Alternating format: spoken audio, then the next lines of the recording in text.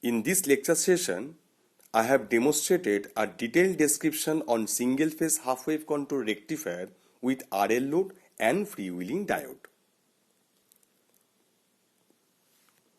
In this case, means single-phase half-wave control rectifier with RL load and freewheeling diode. The major part is application of freewheeling diode. How it can give some benefit for the rectification operation. Actually, in case of my previous lecture session, I have discussed about the only RL load. There was no freewheeling diode. And we have found that due to application of RL load, the current was discontinuous. Means when the current starts conducting during charging of inductor, then the current was gradually increases from a value from 0 to a upper value, and as the thyristor was turned on at the point of alpha, that is why the current 0 was at the point of alpha, and it was gradually increased to a certain value at the point of pi, then gradually decreases at the point of beta. That means during conduction time, that is alpha to beta, the current was gradually increased from 0 to higher level and gradually decreased from higher level to 0. That is why in some particular position there is no conduction of the current and no current was flowing across the load. That is why the current conduction was discontinuous. That is why actually the overall performance of the rectifier that can be reduced. One more thing, in case of the RL application during charging time, the voltage and current both was positive and it was covered the first quadrant operation, and during the discharging of the inductor which had covered the fourth quadrant operation, in which the voltage was negative but the current was positive. That means in the first case the current was flowing from supply to load, and the second case the current was flowing from load to supply, or current was feedback from load to supply. As it was an inductive current, that is why input power factor should be lagged.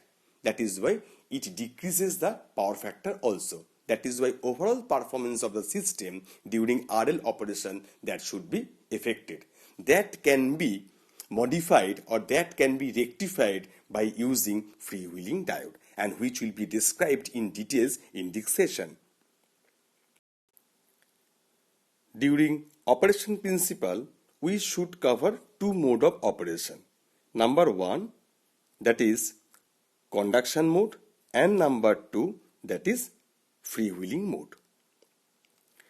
And the basic schematic diagram that is given over here, the first diagram stands for the conduction mode operation, and the second one that is stands for the freewheeling mode of operation. Actually, this is the basic structure of the RL load and freewheeling diode, but during operation purpose I have drawn into several way. In two way. So the basic structure or the schematic diagram that is constructed by a supply, AC supply is here. As we are using this circuit for the rectification operation, that is why the input supply is AC, which will be converted in terms of DC as output. That is why AC supply is there. As well as in this case we have used a thyristor, that is T, and the terminal voltage across the thyristor is VT, and we have connected the RL load over here and the output voltage across the load, that is VO, and the current across the load terminal, that is defined by IO or I0. And the freewheeling diode is connected in such a direction across the RL where the RL try to discharge or L try to discharge, then the freewheeling diode will be in forward biasing condition. But when the supply current starts flowing throughout the circuit, then the freewheeling diode should be in reverse biasing condition.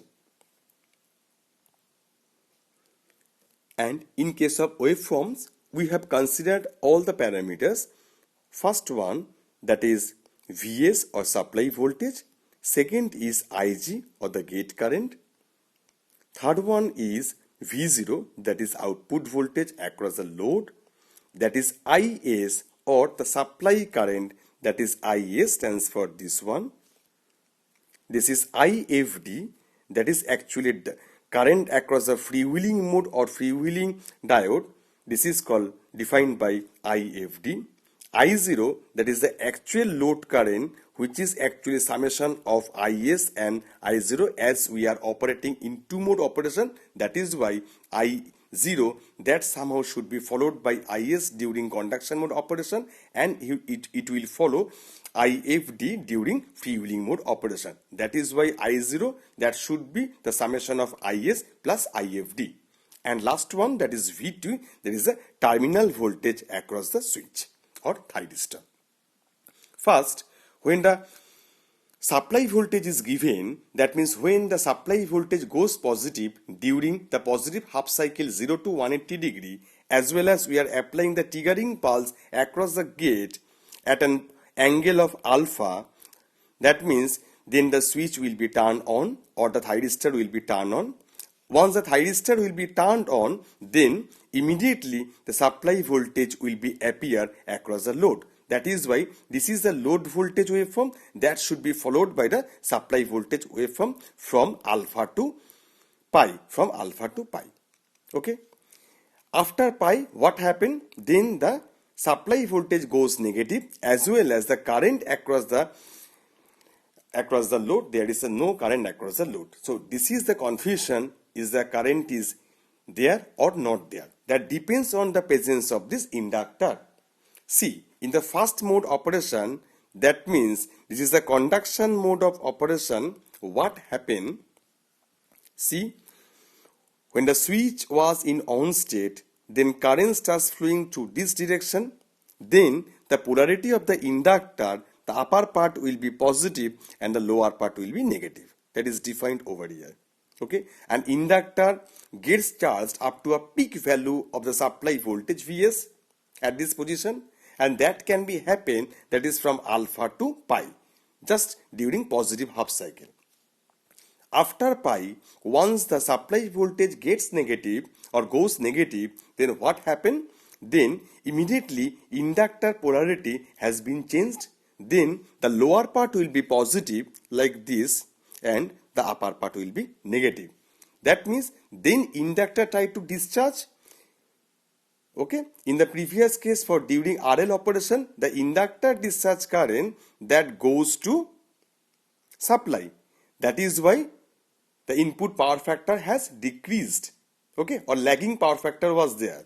But due to presence of this freewheeling diode, then this diode will be activated. Once the freewheeling diode starts conducting, then the inductor stored energy that will be freewheels across the load through the freewheeling diode FD.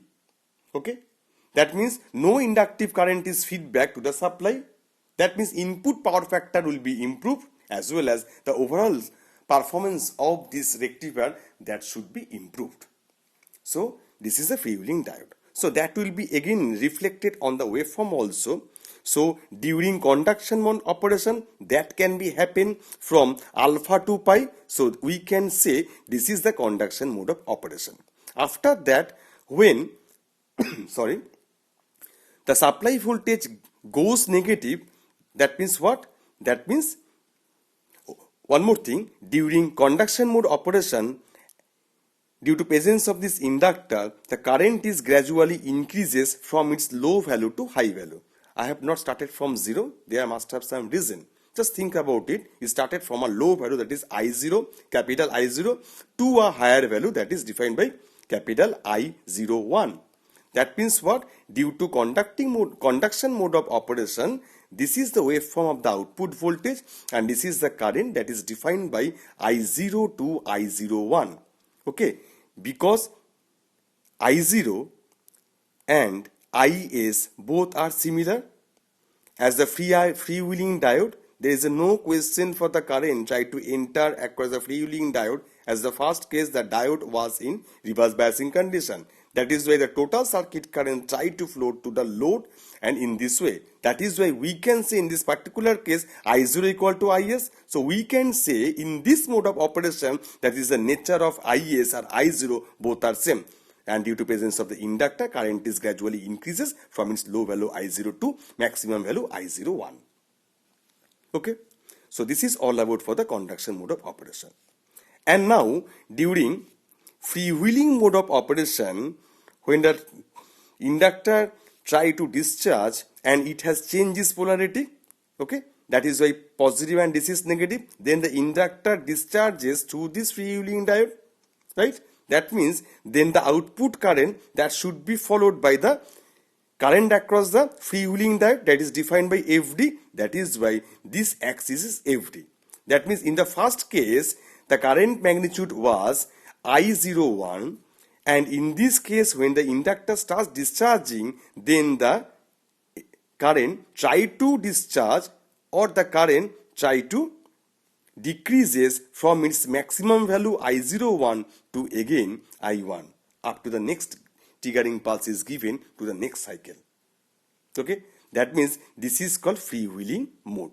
So in this case, see, if we consider the actual output current which is defined by I0, that is equal to, this is a conduction mode operation, then I0 equal to Is, and this is freewheeling mode of operation, then I0 equal to freewheeling current, that is IFD.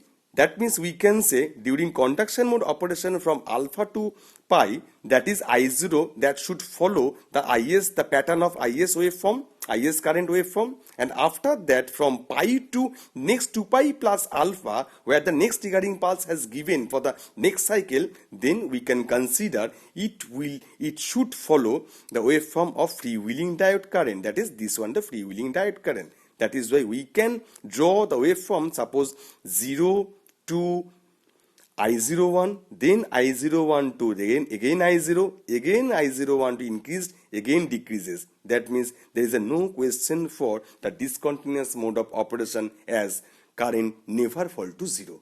That is why this is the kind of continuous mode of operation. Okay, so this is all about for the conduction mode operation and freewheeling mode of operation. Now, what will be the waveform across Vt, or the terminal voltage across the thyristor? As we all know, when the thyristor remaining on, then the total voltage, supply voltage will be appear across load, and when the thyristor remaining off, then the supply voltage will be appear across the thyristor. That is why first find out where the thyristor was in not working state. That can be happen in case of 0 to alpha, again that is from pi to 2 pi plus alpha. That means in this particular region, so Vt or terminal voltage that should be followed from the supply voltage, this is the waveform and the nature of the waveform, this one.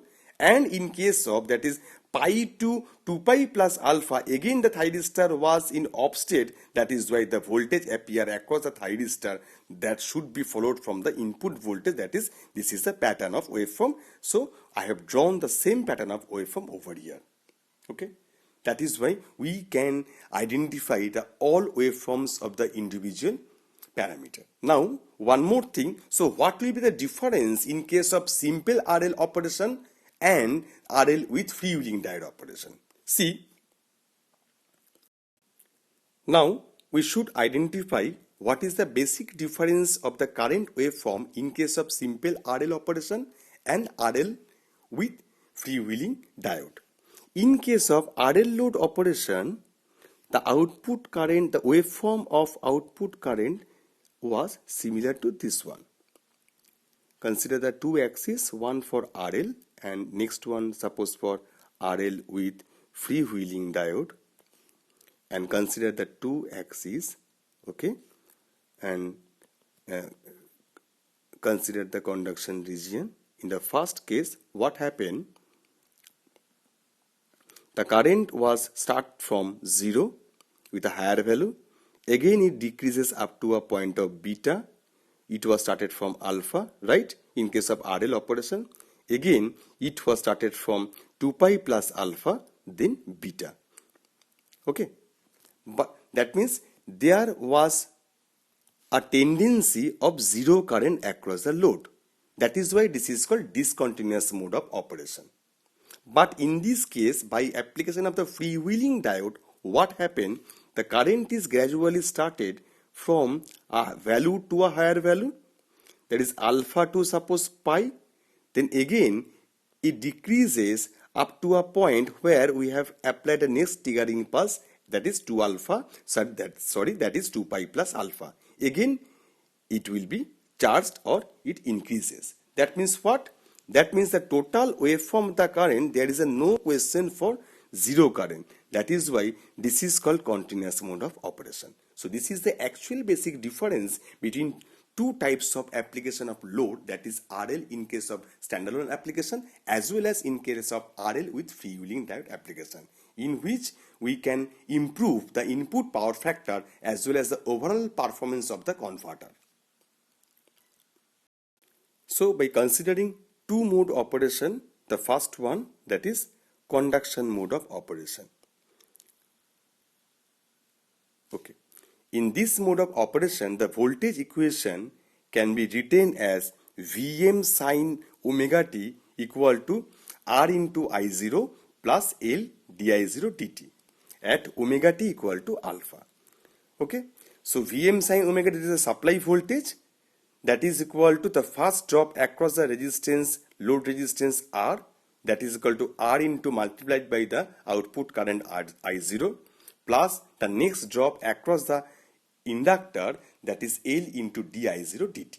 Okay. So from this above equation we can write directly the complete solution of the above linear equation, linear differential equation, that is equal to I0 t equal to Vm by Z sin omega t minus alpha plus A into e to the power minus R by L t.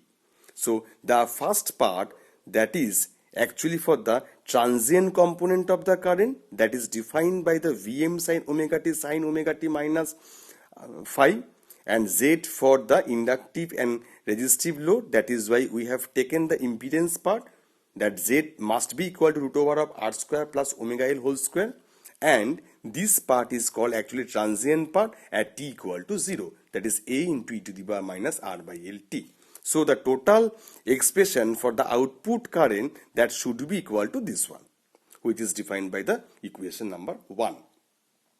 Okay. Now we are going to find out this integral constant, and we should satisfy some boundary condition.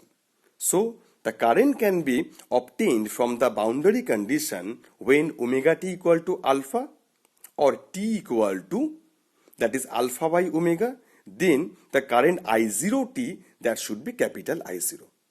What the term stands for?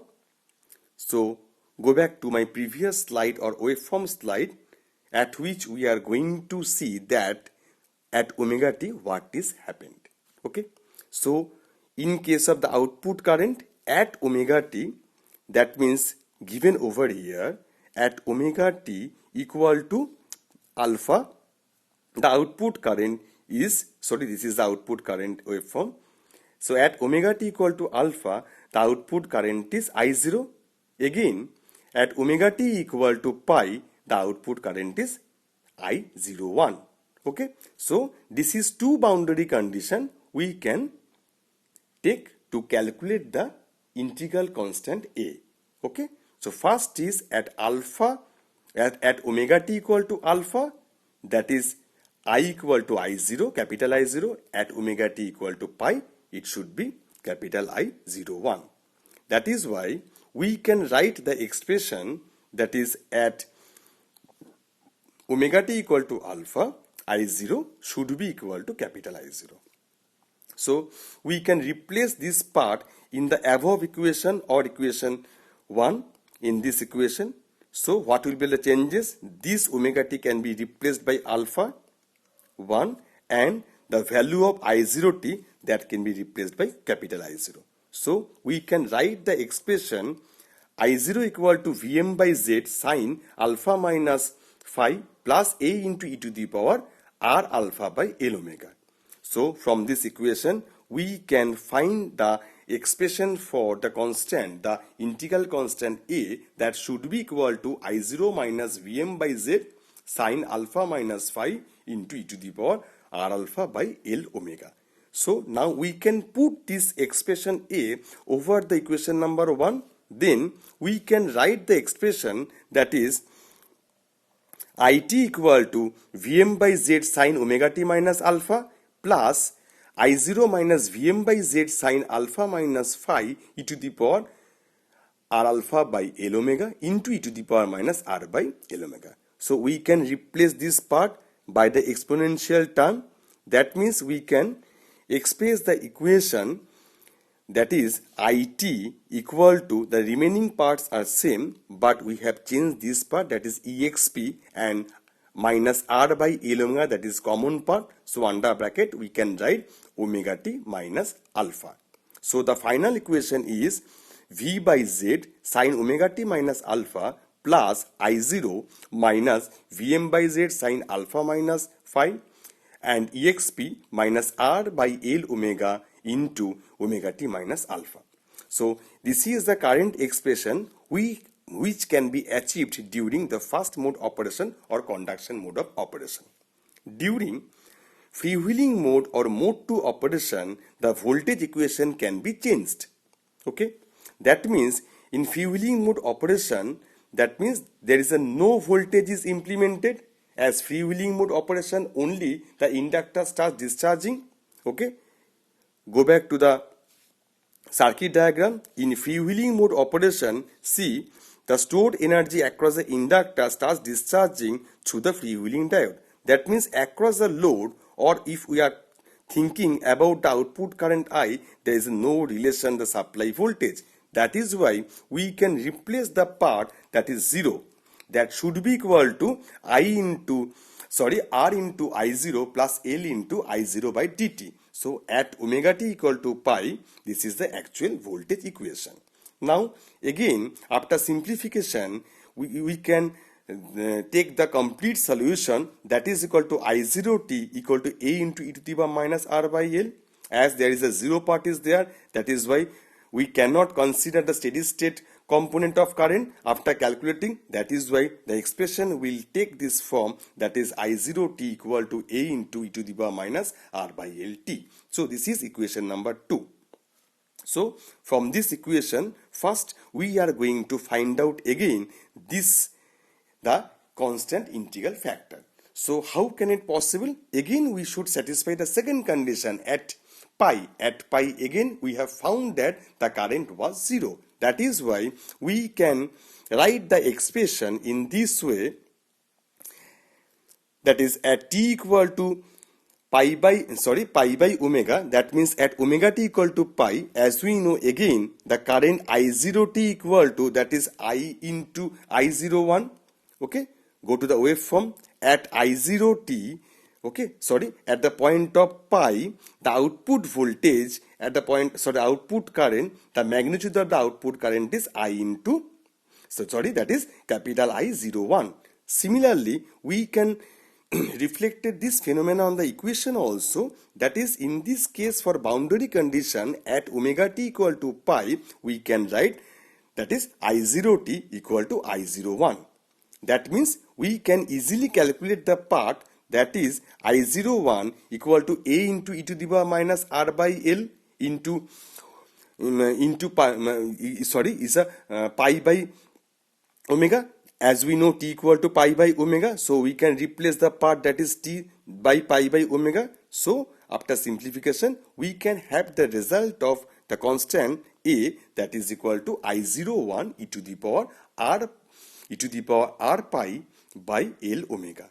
So from the equation 1, so I am talking about this part, from this equation 1, we can put the value of A, then it will form the equation I0 t equal to I01 e to the power r pi by L omega into e to the power r by L t.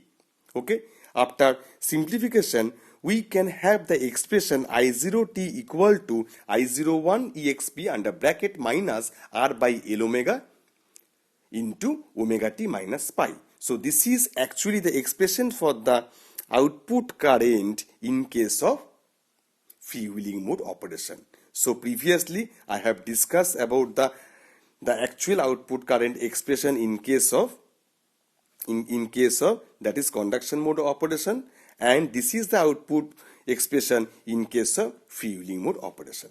Okay, so the average output voltage that can be defined by V DC equal to number of peak by complete cycle. Here in the positive side the number of peak is 1, that is why we can write the expression number of peak equal to 1 by complete cycle, that is 2 pi, and integration of, that means this peak has confined in a particular limit, that is alpha 2 pi, and the voltage expression, that is Vm sin omega t d omega t. So after simplification we can have Vm by 2 pi minus cos omega t, lower limit alpha, upper limit pi, and satisfying this upper and lower limit, the expression will be Vm by 2 pi 1 plus cos alpha. Okay, so this is the expression for the VDC. So the current expression IDC, that should be VDC by R. So we can write the expression Vm by 2 pi R 1 plus cos alpha. That is the average output voltage across L, that is 0. That is why we never consider the Z term, we should consider only the R. That is why the expression will be Vm by 2 pi R.